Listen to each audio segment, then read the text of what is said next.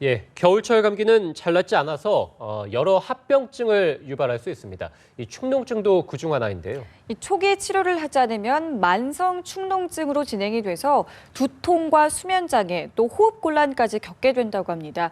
오늘 김지수 보건 담당 기자와 함께 축농증의 조기 발견, 또 치료법에 대해서 알아보도록 하겠습니다. 어서 오세요. 네, 안녕하세요.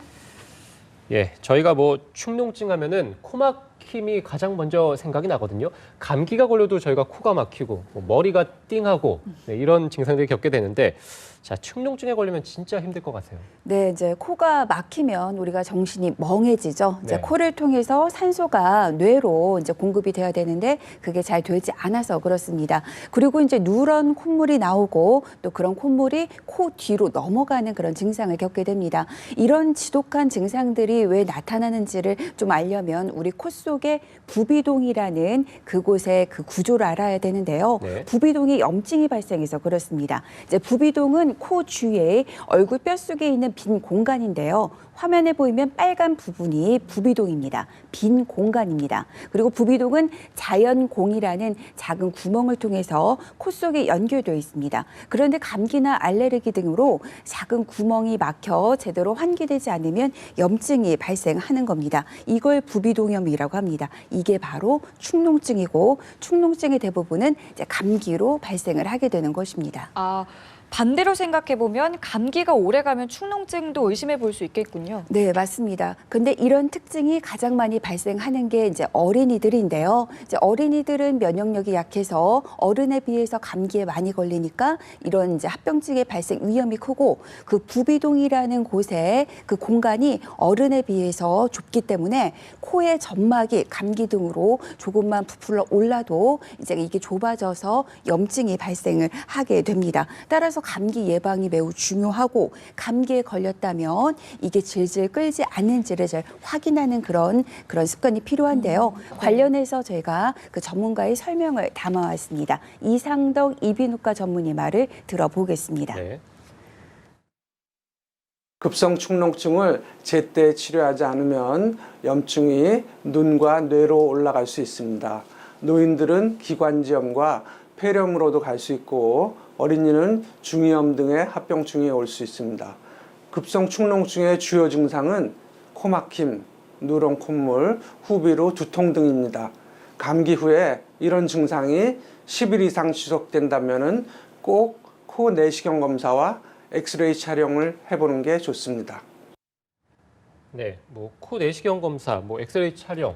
네, 결국에는 저희가 감기 후에도 계속 이런 증상들이 일어난다면 병원을 방문해서 진단을 꼭 받아야 될 것 같아요. 네, 맞습니다. 특히 이제 코 뒤로 넘어가는 콧물이 그 증상이 많이 나타나거나 이제 네. 누런 콧물이 많이 나타나면 특히 의심을 해봐야 되는데요.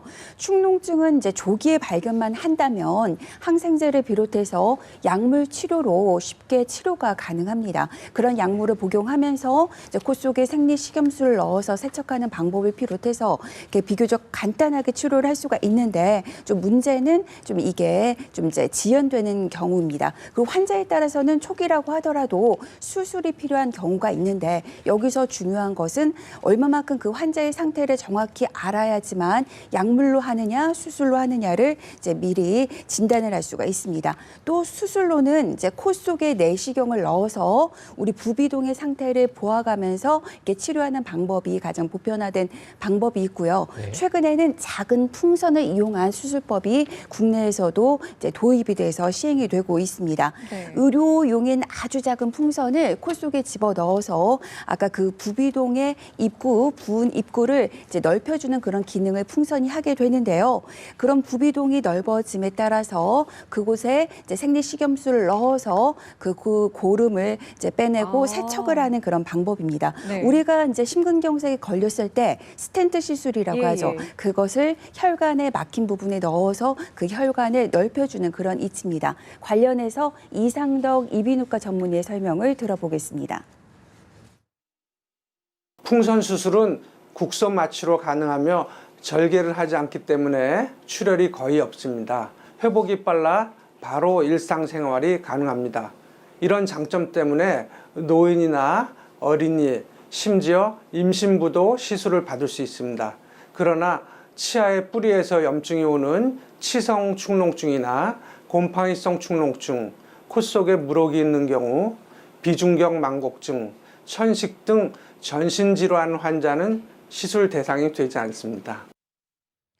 결국에는 그 환자의 상태를 좀 잘 진단을 한 뒤에 치료 방법을 선택을 해야겠네요. 네, 그게 아주 중요하고요. 또 요즘에는 그 이제 치료 기술, 수술 방법이 워낙 많이 발전을 해서 조금만 절제를 하거나 절제를 하지 않는 방법을 통해서도 얼마든지 좀 비교적 쉽게 치료를 할 수가 있는데요. 네. 이비인후과 전문의들이 강조하는 게 그래도 수술까지 가는 것을 피해야 하기 때문에 조기에 발견을 해서 빨리 치료를 한다면 약물로서 충분히 치료가 가능하다는 것을 강조를 하고 있습니다. 그리고 이제 축농증이 만성화되면 이 고통이 매우 커지고 또 수면 장애나 좀 그런 불안 장애도 부를 수가 있고 특히 어린이들 같은 경우는 이게 주의가 산만해지거나 학습 능력이나 집중력이 떨어져서 여러 가지 후유증을 이제 가져올 수가 있으니까 네. 감기가 길어진다면 이게 축농증인지 여부를 확인하려면 이비인후과를 이제 방문하는 게 매우 중요하다는 그런 말씀을 드리고 싶습니다. 네, 알겠습니다. 오늘 말씀은 여기까지 듣겠습니다. 지금까지 김지수 보건 담당 기자였습니다. 고맙습니다.